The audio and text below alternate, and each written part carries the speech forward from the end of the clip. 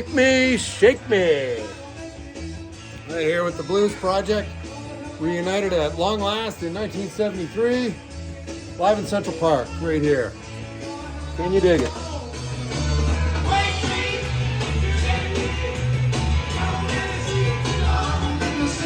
Yeah, wake me, shake me, don't let me sleep too long. All right, it's a Friday. Cheers. No sleeping here.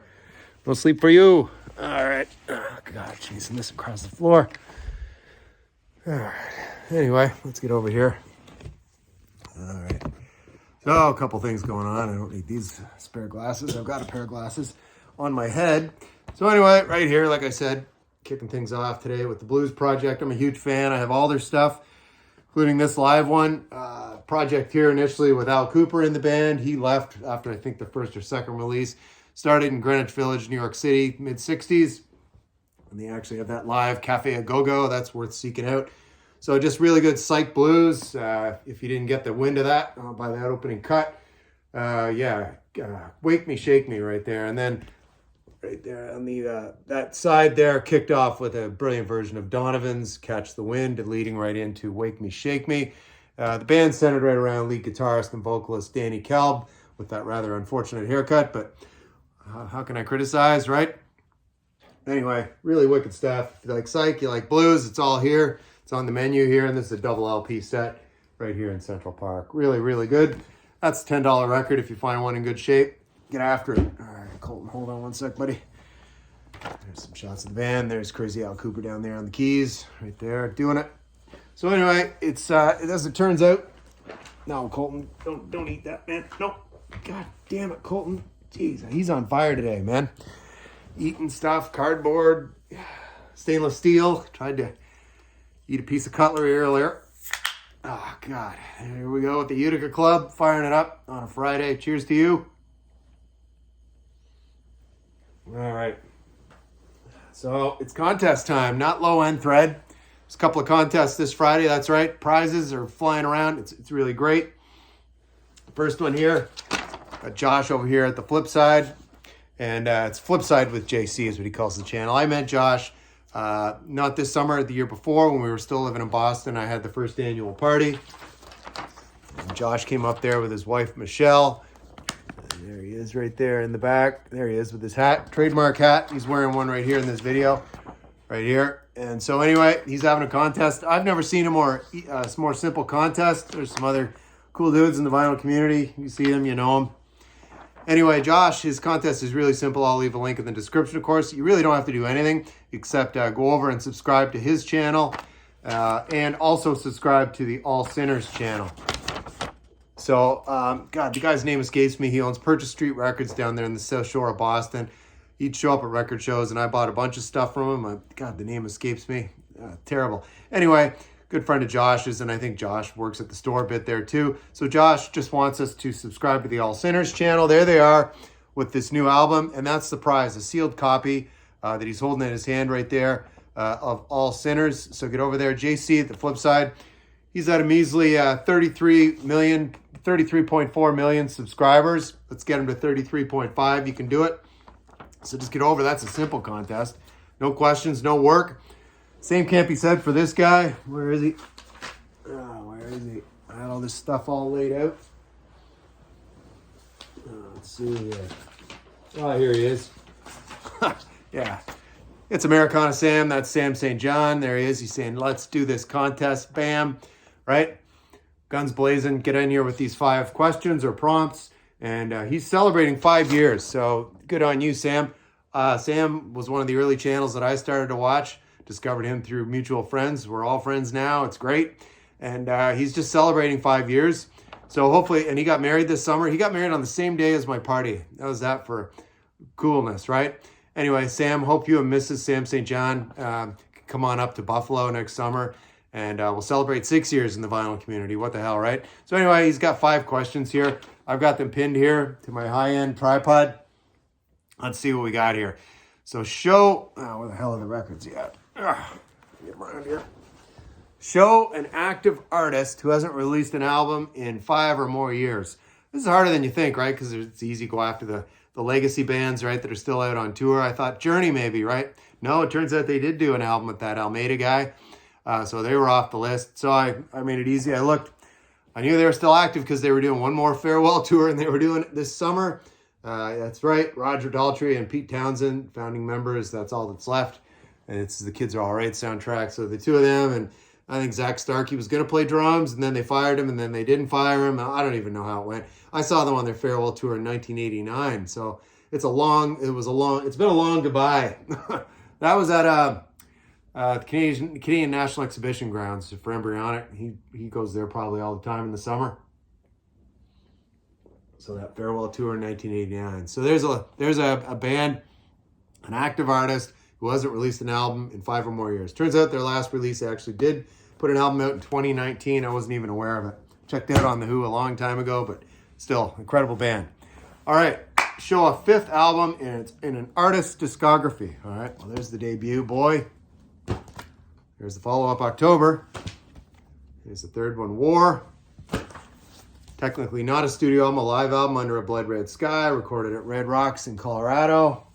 And you have the 4th here, Unforgettable Fire. This is when Brian Eno and Daniel Lanois stepped in. Yes, you can see right here, produced and engineered by Eno Lanois right there. There's the guys down in front. That's before Bono. Yeah, Bono's outside in the blazing sun, not wearing sunglasses, but now he wears sunglasses indoors. And there they are right here. This is the 5th official studio album here. And of course, it's called The Joshua Tree right here. I call this their first sort of American record. It had so many influences on here of the States, but I really dig it. It's and this is after this, I pretty much checked out. A couple of moments they had after this, but yeah, those first 5, absolutely brilliant. So this is my original copy. I bought this in high school when it came out. It's like I've replaced the inner sleeve. Of course, they were on island. Joshua Tree there. Joshua Tree National Park here in the United States. All right. And what else? Yeah, I've still got my original poster. And there's the guys right there. Looking cool right there, right? Front to back, every track. Really solid record, too. For the 5th album, they still had it really happening on there. So anyway, oh yeah, I'm back to Josh. Josh, just for having this contest, Brian, Embryonic Fashion Icon, is going to send you this jacket. So get ready. It's going to get cold down there on the South Shore of Boston. You're going to need the jacket. Le jacket, for mes amis en français. Le jacket, I present to you. All right. So anyway, what else does Sam have here? Show the 5th album on your record shelf. Well, I have my records divided by genre back there. They're all pretty much put away. I have a few overflow bins that I got to adjust this weekend, actually. So we're getting there. And then I'm going to get into doing some stuff with the walls, get my frame stuff out. Anyway, that's enough for decorating update. Back to Sam's contest. So show the 5th album on your record shelf. I picked the country and western genre for Gary over at Physical Format Country. So it's Bobby Bare right here, and he's the winner. And yeah, Lost in Austin, that's a classic on here. If you want to do some beer drinking, hell raising, it's great. Lost in Austin, Juiced in Houston, Can't Remember Dallas. That's how the chorus goes. That gives you a general idea of what Bobby Bare was up to. Smoking darts and drinking Utica Club, probably. There he is right there, having a smoke right there, opening the lungs up before his next set.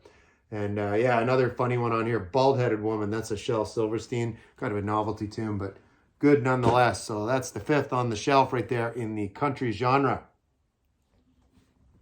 All right, Sam likes to take a road trip, apparently. He can't drive 55. So the question is, I can't drive 55. Show an album you love to listen to in the car. Well, I don't have a turntable in the car, but if I did, I'd listen to this Grateful Dead. This is Skull and Roses, 1971. And the track I'm talking about on here, you can see it right here on the hype sticker, is Going Down the Road, Feeling Bad. Absolutely love that song. That's a cool shot of the guys in their much younger days. A couple of them no longer with us. Yeah, we got Pigpen down in front. Recently deceased Phil Lesh right there. And, of course, Jerry Garcia. He's been gone since 1995. And Bill Kreutzmann's still hanging on over there in Hawaii. And there's Bob Weir right down there. Young Bob Weir. Looks much better without the beard, Bob. Get rid of the beard. It looks dumb. All right, and where are we now? Number 5, yeah. Show an album you paid $5 or less for. Well, as luck would have it, I just got this last Saturday. I always said new country for me was Dwight Yoakam, but I'm getting into some 80s stuff because it still has that vibe to it, and this band is no exception. Highway 101.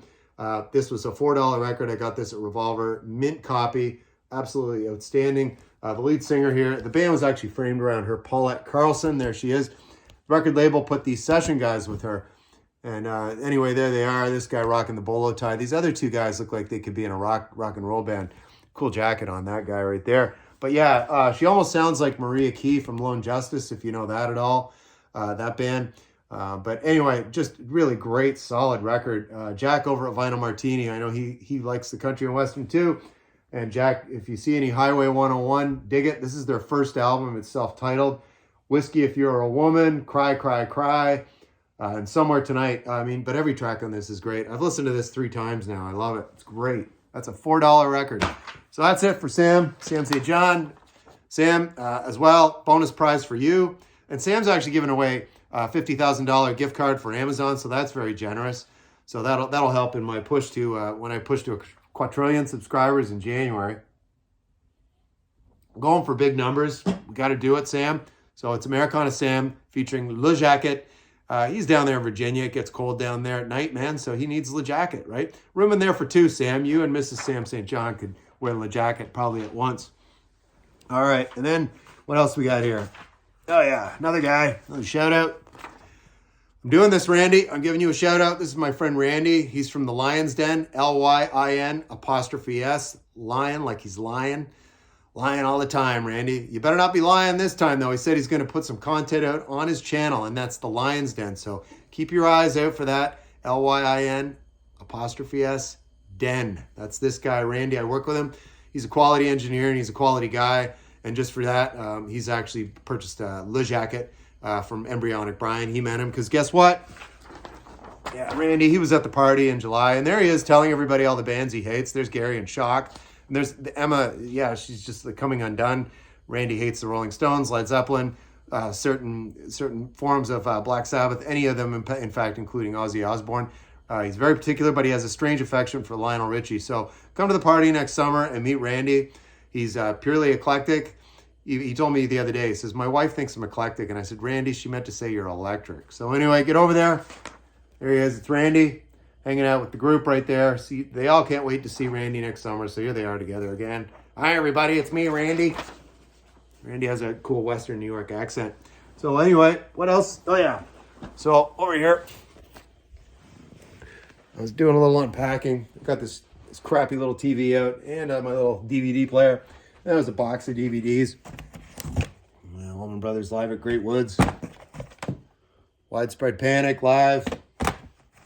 Reissue of Woodstock. 3 days of peace and music right there. And then I actually watched a great film. I'm a movie buff. I don't watch as many movies as I did when I was younger. Just, when you have a kid, you're raising a kid, I was watching all kids' movies with Caroline. So now, getting back into some longer films. So anyway, what did I watch? Yeah. So, you'd see those bargain DVDs like at Walmart or whatever discount stores. I would have bought this, I don't know, 25, 30 years ago. You get 4 Jean-Claude Van Damme, The Muscles from Brussels in one DVD set. There it is. It's actually a double set. There's Sudden Death and Quest and Hard Target and Lionheart. So I kicked it all off. I watched Hard Target last Sunday afternoon. It was just a gloomy day. Threw that on. It's just what I needed. Pure mindless action. So as the story goes, John Woo, he's the filmmaker for this. He's a guy from Hong Kong. And I watched a couple of John Woo movies at the time before this came out. This was his first American feature that he directed. So John Woo was known over in Hong Kong. Really great action movies, lots of guns. And every guy, he can't just have one gun. He's got one gun in each hand. There's the sideway guns and their acrobatic shit. It's crazy. And so in this movie, Woo was courted by, I think, Universal Studios. They brought him over. Yeah, it's Universal. And they said, we want you to make a movie, and here's a script. And he's like, okay. And he wanted Kurt Russell. But Kurt Russell at the time was a hot commodity. I think this is like would have been like 1991, the release on this. Yeah. And Kurt Russell was booked solid for like 2 years. So he got Jean-Claude Van Damme. I guess he was notoriously known for having a huge ego, but he always showed up, work, and delivered. Can't say he delivered in the acting chops department, but boy, he can do some crazy shit. So this movie, it centers around this guy. He's in New Orleans, Louisiana. Of course, Jean-Claude Van Damme, and he's supposedly he's got this weird Cajun French accent, and he's got a really terrible mullet, but he's actual, some Marine recon, special forces. Don't fuck with him. He'll kill you. He kills a lot of people in this movie. Anyway, so then the villain in this movie is played by this guy, Lance Henriksen. So if you're not familiar with his work, you'll just have to Google it. He was in a bunch of horror movies in the 80s, like kind of a character actor, always playing a bad guy. He's in another movie called Stone Cold, where he plays the leader of this vicious biker gang. And Brian Bosworth had taken a stab at acting. He was a guy who played football for the Seattle Seahawks, but he was also into martial arts and stuff. He's in the movie playing an FBI guy, and he joins the biker gang. They fight, and it's funny, and it's great. So anyway, check that out.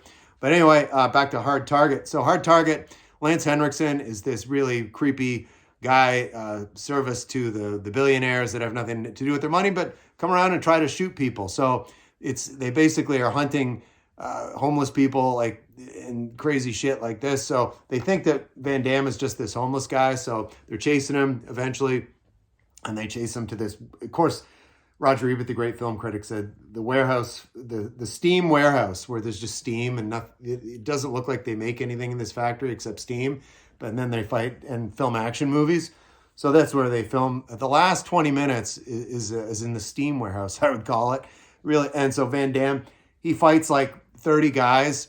It's borderline comedy, and all he has to fight all these guys is a shotgun. Endless. I don't know where he keeps all the bullets, but he keeps loading this double shotgun and just flipping around, killing guys, and then he gets his hands on some grenades. It's pure insanity, and it's Hard Target. If nothing, just look up look it up on YouTube for action scenes. I'll leave the trailer for Hard Target in the description. You be the judge. The Academy Awards, they were judges and they didn't give it an award. I thought it was excellent, but that's how it goes, right? So anyway, that's a movie review. There's some more music stuff. Rush, Live in Rio. Not original, but some director's cut of Live at Pompeii. It's the Cream reunion at Royal Albert Hall in 2007. Yeah, 2006, something like that. Let's see what's on the inside here. I think this comes with a nice set. Little poster. 2005 right there. So it's nice fold out. So Cream, we'll have at the Royal Albert Hall. And lastly, Terminator. So the guy I mentioned, Lance Henriksen, I pulled this out because the scene where Arnold Schwarzenegger comes into the police station and blows that shit up, Lance Henriksen plays a cop. He has a small bit role in this, and he basically says stop, and Arnold Schwarzenegger kills him. No, that's a bit part for Lance there. Yeah, Lance Henriksen, great, funny character actor. Yeah, great villain, Hard Target. I got to keep recommending it. Excellent. All right, that's going to do it for a Friday Cheers. Wherever you are in the world, whatever time zone, whatever, have some fun, and I'll see you in the next video.